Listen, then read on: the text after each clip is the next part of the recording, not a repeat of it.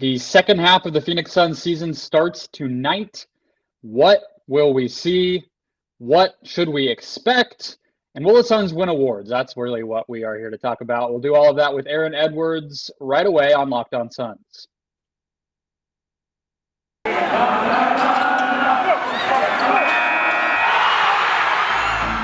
You are Locked On Suns, your daily Phoenix Suns podcast.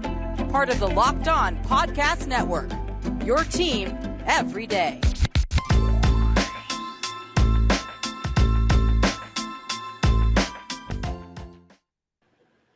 We are back. This is Locked On Phoenix Suns. We are part of the Locked On Podcast Network, and I'm your host, Brendon Kleen, a contributor at Suns.com as well as Dime Magazine, and a credentialed media member covering the Suns the past 5 seasons. Thank you for making Locked On Suns your first listen each and every day. Thank you for subscribing to the YouTube channel. I am leaving the competition, the raffle, whatever you want to call it, open for the rest of this week to get the Kelly Oubre bobblehead. Aaron, if you send me the fact that you subscribe, I'd be happy to put you in the running. Have you seen it? Have you seen him? Yes, I have. He's pretty. They designed. I know for a fact he designed his own. I actually think Kelly designed all of the other guys too, if I remember correctly, because that was DA's rookie season, and I remember him saying he wasn't sure how to decorate himself from an outfit standpoint. So I'm pretty sure Kelly did.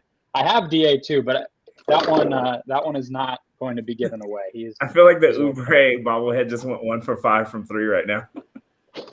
He really did. He just got traded from the Warriors, and there's Book, but those aren't to be given away. Kelly Oubre could be yours. Send me proof, DM me, email me, drop a comment below on this video.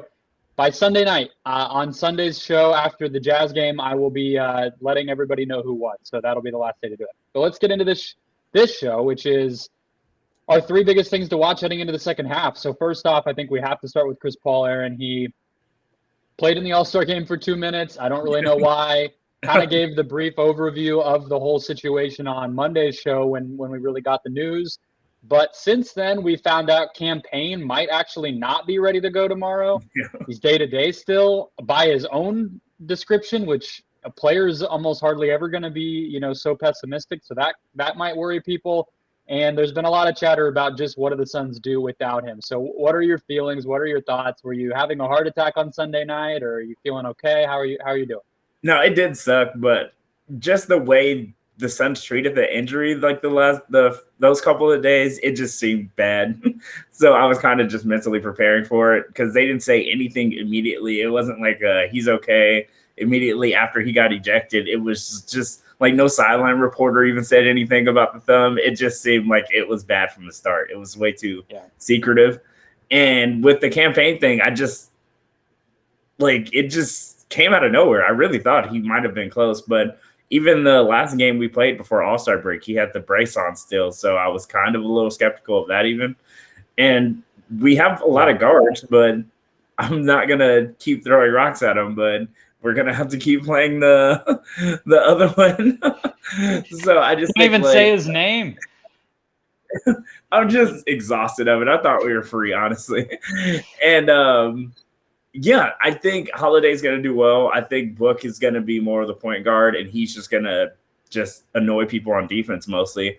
I'm going to be worried about the Book minutes for the most part going into the playoffs. That's going to be probably like my biggest issue. But I have the issue like with anybody else. I think our team is well-rounded enough to handle a situation like this because we're way better than the bubble and we have a lot of the same guys. And I just think they're mature and they're good enough to handle Chris Paul being out for a little bit. But it's just the minutes on Book that I'm worried about. I just need them to at least do well enough to let them sit for a couple decent spurts. Yeah, it's kind of crazy, the campaign thing. I think it's important not even just to tread water with Paul out right now, but like he needs to get back on track. Like I don't feel as comfortable with the Suns in general this playoffs if Payne is not what he was, because I mean, I don't know. I don't think people forgot, but like he scored almost 30 points in a playoff game. He was, I don't think anybody created a louder footprint center in the playoffs last year than when Cam Payne would hit like a big momentum 3. That building would explode. So yeah, his entire series against Yeah, his entire series against the Lakers put them in the dirt. They didn't know that was possible from him. And his minutes when he came off the bench broke them. Like, I didn't even expect it. And he would come in, hit like 3 threes, and then Book and CP got to sit for like 8 minutes, 7 minutes, and then they would come back in. And I just don't think people expected that from him. And if we don't have something like that coming off the bench, that's going to be a problem. Yeah, for sure. And now he's getting drunk and going on Twitter Spaces to remind them of it, which he's earned. Like, I can't say anything about it. For it.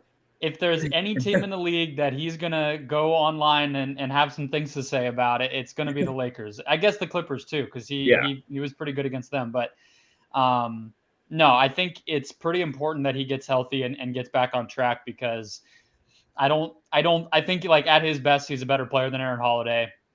They didn't go out and get anybody at the deadline. Like, they need what he gives them. And so hopefully this can be an opportunity for him to get right a little bit. But on the topic of Book, I agree with you on the minutes. I think the minutes are a big part of it. But I also think the wear and tear of it too, just in terms of what he's doing while he's out there, because he is like, a lot of fans want him to kind of embrace that point guard stuff. I think Monty has been pretty hesitant to do it. I think Book is totally comfortable to play off the ball. Now, if there's a situation where Payne and Holiday are not playing well, then of course he's going to kind of pick that up. But I would worry that, like, even if you're able to keep his minutes in check by playing Alfred, by playing Shamet more again when he's back, assuming that's tomorrow, that's all well and good. But if he's out there, pounding the ball 100, time, like running 50 pick and rolls a game, that's not great either. That's not what he's typically doing, and that could really wear him out, and then you're in for it too. So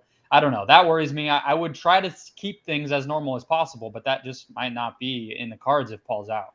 Like, he's just not built to do the ball dominant point guard thing. Like, Luka's a big dude. Like, a lot of those dudes are like big dudes that can get in there and bang, and they work at the free throw line. That way they can get rest. Suns still are at the bottom of free throw shooting. So it's like, for a team that doesn't get a lot of free throws, just the pounding the ball and getting inside and all of that, it's just not like built for them. And especially for him, like in CB3, he doesn't really get into the lane that much. He knows his spot and he gets there because he's a vet and he's the point guard. But like Book, he still, a lot of his game comes off of getting to the rim, getting to the mid range, and getting fouled every once in a while.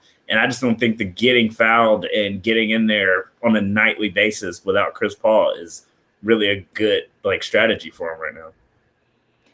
How worried are you that he will actually have to miss playoff games, Chris? No, I don't think he'll miss any games. I think they even probably oversold the amount of time he'd be out, which is smart. Like, just to say he's going to be out the rest of the regular season, pretty much. I think the timeline is he comes back a week before the season ends.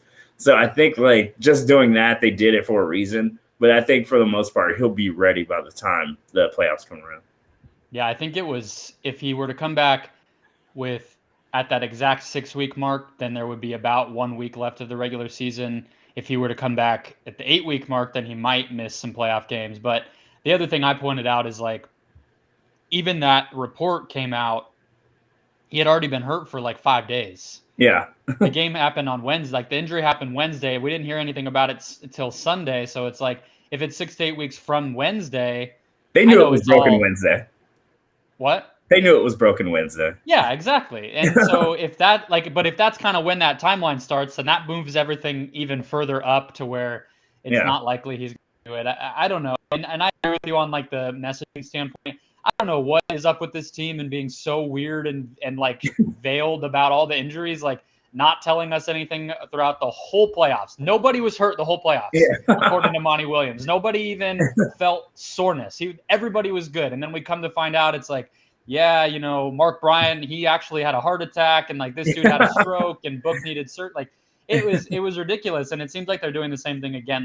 When I was there Wednesday night, Book comes up to the podium, and I think Dwayne Rankin from the Republic was like, hey, did you see Chris? What's he feeling like? Whatever. And Book was like, he just got ejected, right? I don't know what you're talking about. We all know he got hurt. What's so wrong with saying that he got hurt? I don't get any of that, but I agree with you. I think he, I think somebody had tweeted previously he made it back in 5 weeks when it was 6 to 8. So Yeah. if that's the case, like he'll even get some runway to end the regular season to get back, into playing shape and whatnot. But yeah, it'll be interesting to see how they handle it, how Payne can come back, if Holiday just ends up taking on a bigger and bigger role, what Book looks like.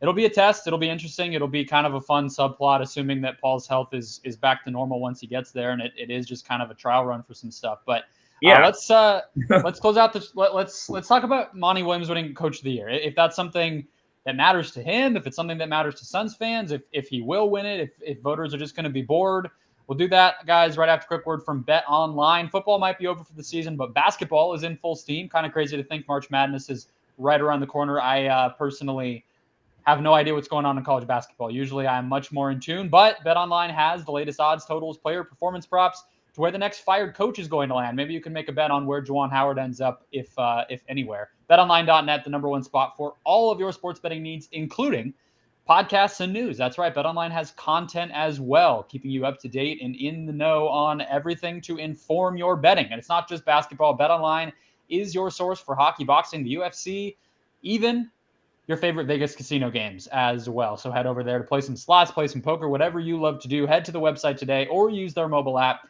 Learn more about the latest trends and actions and have fun doing it. BetOnline, where the game starts. So it's funny to talk about Monty Williams in the Coach of the Year race right now, Aaron, because right before we hit record, the Knicks announced that they are letting Kemba Walker not play basketball for them for the rest of the season. And the defense of the Coach of the Year trophy that Tom Thibodeau has been putting on this year, the reigning winner, is not exactly making himself look great. That award was kind of ridiculous when it happened, in my opinion.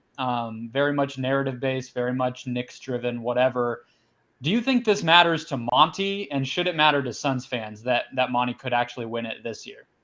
I think it matters to the players. I think if Knicks players or fans could have traded Monty last year, they would have traded Thibodeau for him. And if they could do it this year, they definitely would have. I think it's just one of those things, like, even as a Suns fans, you can just tell it might be one of the things the league wants back. Like, they knew they blew it. I don't think people took the Suns as serious, and they thought that we were just going to be one and done in the playoffs. And I think it would have just been like, this is why we didn't give it to him, like, kind of thing. And the fact that we made it to the finals kind of made them look even worse. So I think it's just one of those things they want back. So I think because of that, they'll give it to him this year. But yeah, I think like Memphis coach, he could get it just because teams that were bad that end up being good, they like to give it to, but not when it comes to us, I guess. So I just think that either he's going to get screwed really bad by a coach that did better than he should have again, or he has the best record in the league and one of the best offenses and defenses in the league 2 years in a row, and they don't give him anything for it. So we'll just have to see. Yeah, I wonder how many times it's even happened that a coach won the Coach of the Year award from the Coaches Association, but didn't win the media one. Like that in and of itself seems pretty insane to me, but that's what happened. And I think I said it at the time. I think that Monty getting the one from the actual, like, people that know what they're talking about, which are his actual competitors as coaches, probably means more than the media deciding that he should get rewarded for whatever he did. But I obviously agree. I think that's the key point. The players probably care more than maybe anybody else in terms of they wanted him to be the coach at the All-Star game, probably more than he cared about that, right? So I think that's probably driving a lot of this. Do you think, how much credit do you give Monty for the team? Because that's something that, day to day, like, I don't really talk about or think about that much, but I think Zach Lowe was talking about it a little bit on his podcast recently when I was listening, that like there tends to be this thought around the NBA. Part of the reason he might not have won it last year is like, oh, well, Chris is the reason that team plays the way that it plays, or like the reason they're so good, or, maybe you give credit to James Jones for building the young core up or whatever and not Monty. But I think that's kind of crazy. Yeah, that's wild because Chris Paul is still playing the fastest pace he's ever played in his career. And he wouldn't do that unless he trusted Monty and believed in what he wanted to do. So just that entire thing is just wild to me to think that Monty just has no power and Chris Paul is running stuff, because we would really be stopping the ball a lot more if Chris Paul really had control of this team. And yeah, it's just like, it kind of doesn't make any sense that like just people feel that way about him. He coaches his ass off. And you heard even during All-Star weekend what Jokic was saying about him. Like, he was learning about how great Monty was. It's just like, he's just a good person, and he's just really great at being a coach. And I think just around the league, the players know how good Monty is at the job, but they just don't understand like the day-to-day of all the stuff that he does, whether it's just even being a good person or just the X's and O's of the whole thing. And he's like just a good adjuster too. Like, a lot of coaches, like Dibs, he's going to run what he runs, and that's what he runs. And Monty, he's really good. Like Tyronn Lue, he's probably like the best adjuster in the league right now from game to game. And I think Monty's really right up there with him. Like, it's one of those coaches that will make adjustments and change his team based off of what he has. And that's why I'm excited to see what he does with Chris Paul out for these last couple of games, because I really think he's going to test some lineups and see what he can do with his team with that. Yeah, I agree with everything you said. The pace is exactly the first thing that I thought of too. I'm like, hold on, but they're not playing how Chris Paul wants to play. So that argument doesn't even really have any weight to me. And yeah, I mean, you could give Chris Paul credit for some of the things that the young guys have been able to do, but like DeAndre Ayton going from like a C defender to an A defender, like, I mean, I guess just give that to Mark Bryan or like Aaron Baines. Like, at a certain point, you're just making excuses to not give the dude credit, and I feel like he deserves a lot more. On the note of Jokic, though, that's I forgot about that he said some of that stuff, and I know you had said you were looking forward to the ability of the All-Star break to just be like pure propaganda for the Suns. So that's the second big man now that has talked up something about the Suns. We had Gobert, and now we have Jokic. Like, what comes next here? Is LeBron's next tweet going to be that he's headed to Phoenix and Bronny's coming with him in 2 years, or where are we headed with this? I think it's hard to not look at the team and realize Chris Paul can give anybody 20 and 15. Like, I think this is where they come. They saw Biyombo come from the street and have the most points he's ever had in his career. I think bigs just see it and they're like, that looks fun. Like, I think every single big sees it. Like, Rudy probably has never touched the ball more than Biyombo has in a game, probably. And I think they noticed that. And it's wild to them. They're like, I'm an all-NBA player, and this dude that wasn't even in the league yesterday gets more touches than me somehow. And I just think, like, that's just one of the things that players notice more than probably, like, fans or, like, fans of other teams. Yeah. It was kind of funny, honestly, to me that Monty actually really seemed to embrace the All-Star stuff. I didn't think he would. Like, I kind of thought he would just be like pop about it, just like like a hermit that comes out of his house for the weekend and just, all right, tell me where I have to be. Like, what the hell are we doing now? Who am I talking to? What are we doing? And they seem to have fun with it, which is cool. Like, that's what you should do. It's probably tiring too to not have a break, but like they seem to actually embrace it. Like the pictures of him and Book, you know, hugging each other, and it seemed like the assistants were having fun with the Rising Stars stuff. Like, that was actually a pretty cool showcase for like, hey, the Suns are not only great, but like, you know, they're fun personalities. They're actually like people that you want to spend time with. And Jokic is coming here in 2 years, is what I'm saying. I don't even know when his contract ends. I have no idea. He's not leaving Denver, but we can dream. No. So Monty, I'm looking at one of the odds. I don't think BetOnline has him up for Coach of the Year, but I'm looking at one odds maker has Monty minus 200, which is like pretty. I didn't think it would be that high. I feel like there is a legitimate possibility that he missed his window last year, but I don't know. JB Bickerstaff from Cleveland, Taylor Jenkins from Memphis, Spo. I think Spo is probably the like 1B for me. I mean, to do what they've done with Bickerstaff so many. With injuries and stuff, it's crazy. He's coached the hell out of it. I mean, he coaches the hell out of his team every year. Has he ever won one? I don't know if he has. I'm not sure if he has either. I think it would be hard not to give it to Bickerstaff this year, though. Like, that's probably the one that I'm probably thinking it goes to. But see, that's the thing, though. That was what Monty did last year. Yeah. It's and I think they just didn't know what to do with the Suns. Like nobody trusted it until we got to the finals. And then this year we just started housing teams, and I just don't think that they care anymore. I just think it's one of those things where we got too good too fast.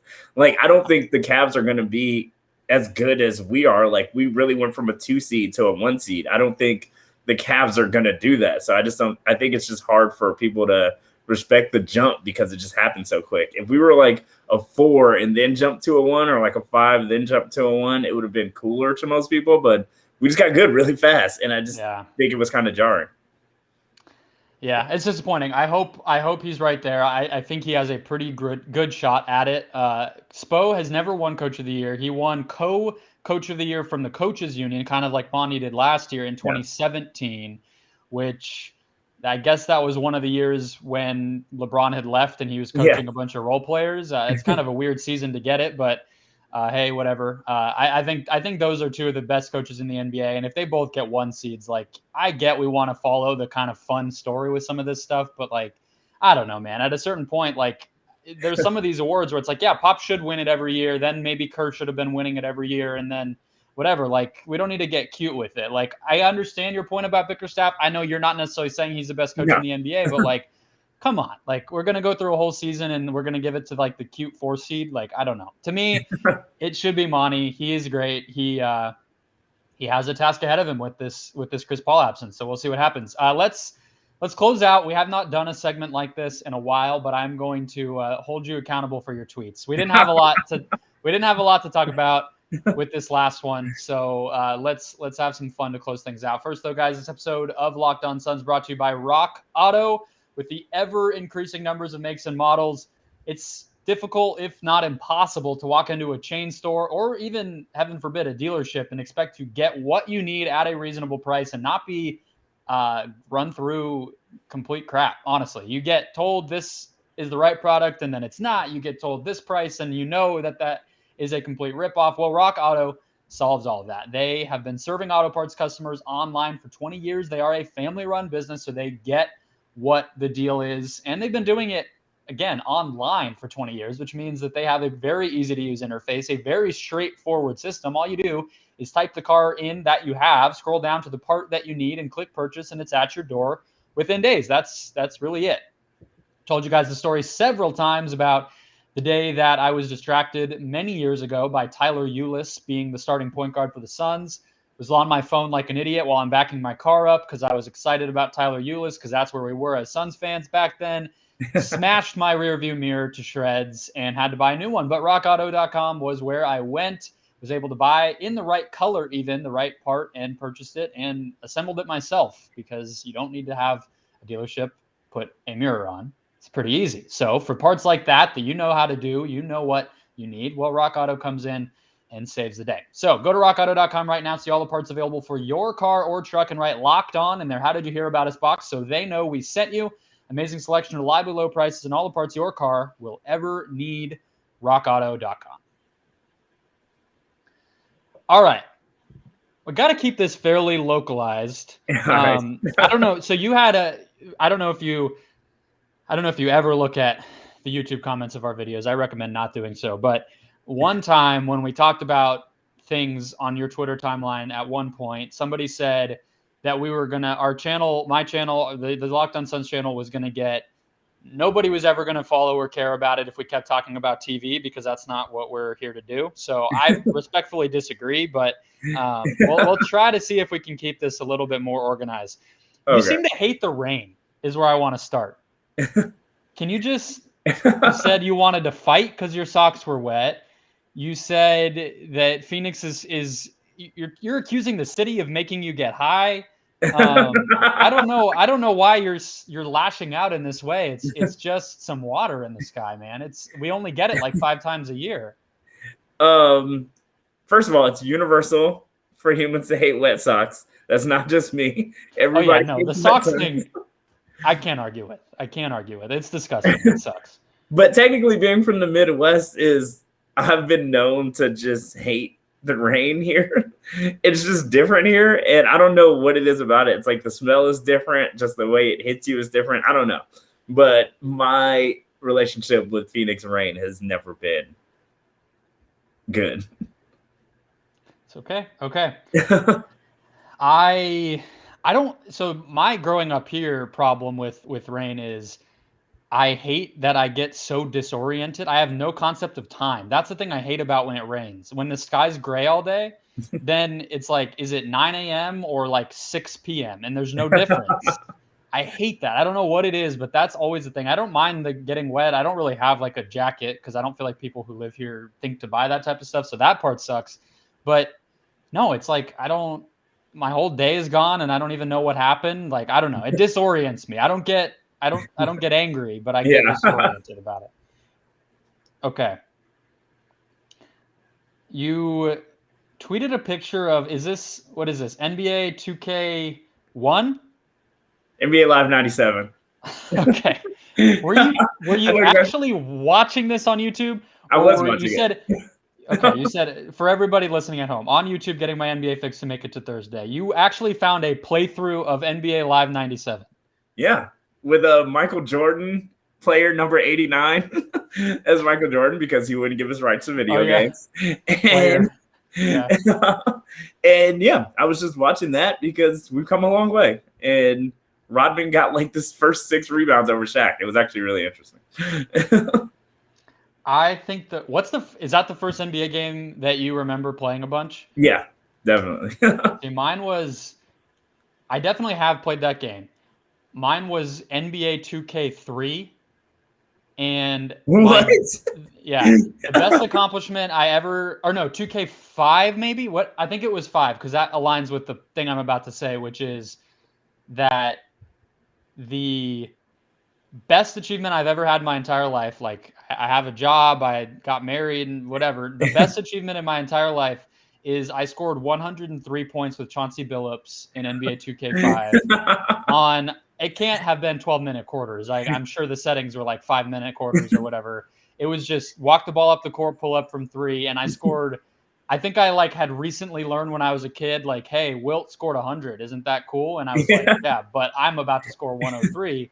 And I did it. Chauncey Billups. So I still remember NBA 2K5. That's the walkthrough that I would watch. You're the reason the NBA is the way that it is now. All threes. Yeah. Steph Curry did not ruin the NBA. I did with NBA 2K5. Okay, the last thing I wanted to ask you about before we close out is TV. So whoever commented down below, you can watch this. You can delete your YouTube account and throw your computer out a window or whatever you said you were going to do. But Barry, we have to talk about Barry. I did not know you were a fellow Barry lover. Oh my God. I am so excited for this show to come back. Yeah, I'm doing my rewatch because it's like I almost forgot what happened. I have no idea. Yeah, and so I forgot that it ended so wild for season 2 with the shootout and stuff. And so I had to watch that again. And yeah, I can't believe it's been 3 years. It's really insane that it's been out this long. The fact that we're getting that and Atlanta. Do you watch Atlanta? Of course I do. Okay. The fact that you get that and Atlanta in I think they're in the same month is let's just say now I know the pandemic is over. We're getting TV back in our lives that was sorely missed. But yeah, people should watch Barry. That show, it's like one of those shows where I'll give the recommendation out. I think I told my mom even to watch it. She was looking for stuff and I was like, it's kind of violent, but I think you would like it. And she's like, oh, what's it about? And I'm like, well, it's Bill Hader. And her eyebrows kind of go up like, okay. And I'm like, yeah, but he's like an assassin kind of, and he used to be in the military. It's like he kind of is going through PTSD stuff, but also it's kind of a comedy. And you explain it and you almost turn people off. I feel like you just have to dive in. Yeah, explaining NoHo Hank to a person would just be impossible, and you can never tell how hilarious he is. So that's my whole thing. Is I remember I only watched the first episode, and then I was like, yeah, it was cool, but I didn't watch it for a year, and then I started it again because a bunch of people were like, no, that was the best show on TV, and I started it over. I was like, all right, this is incredible, but yeah, explaining it to people would just be hard to get them to watch it. No, it's and then you throw in the fact that Henry Winkler's in it, and it's just kind of it's you have to be there. You have to watch it. You gotta just embrace it. All right, we can do a check-in. I feel like next week we have to debrief on the Suns need to just like not do anything entertaining for the week, so that when you come back, we can do a debrief on the season finales of Euphoria and Righteous Gemstones. Because of course, yes, the NBA happens, but I'm more thrilled than anything that Jazz game on Sundays at 1:30, so I can be home at night. Yeah, like an early game. That's the real priorities. All right, man. You guys can follow Aaron's work at All Caps NBA, which is on the Take Line YouTube channel. Go support them. They're off this week, but check them out. Subscribe, catch every single episode. And we will be back tomorrow here on Locked On Suns to recap the first game back, Suns Thunder, which will be a road game. A little bit of a weird way to start the second half with a Thunder game, but we'll see what happens. We'll see who starts at point guard, and I'll be right here for all of it. Thanks for making Locked On Suns your first listen, guys, and I will talk to you tomorrow.